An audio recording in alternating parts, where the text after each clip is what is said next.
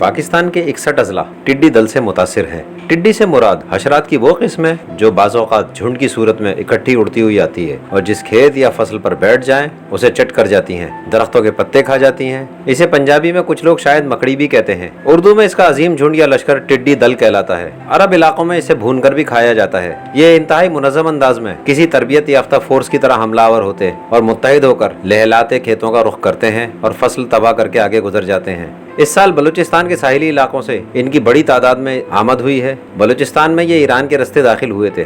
बलूचिस्तान के बाद टिड्डी दल ने सिंध और पंजाब का रुख किया था। ये टिड्डियां उड़ने वाले कीड़ों में सबसे ज्यादा तेज रफ्तार हैं। ये रोजाना 100 से 200 किलोमीटर सफर कर सकती हैं। हवा के साथ साथ इनकी उड़ान तेज हो जाती है। इनकी परवाज सतह समंदर से 200 मीटर की बुलंदी पर होती है।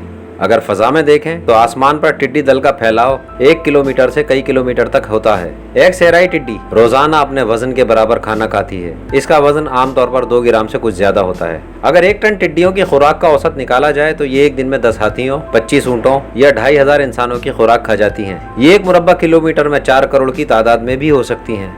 सिंध, पंजाब और बलूचिस्तान के मुताद्दिद अजला इसकी जद में हैं। टिड्डियों के हमले से प्याज, टमाटर, जंतर, गन्ना, घास, कपास, सब्जियों में लौकी, तोरी, भिंडी, टिंडा, हरी मिर्चें और दूसरी फसलें तबाह होकर रह गई हैं। दुनिया में टिड्डी दल के हमले सबसे ज्यादा काज़ाकिस्तान में होते हैं। काज़ाकिस्तान की हुकूमत इनकी रोकथाम के लिए एक साल में तकरीबन $1.25 करोड़ खर्च करती है।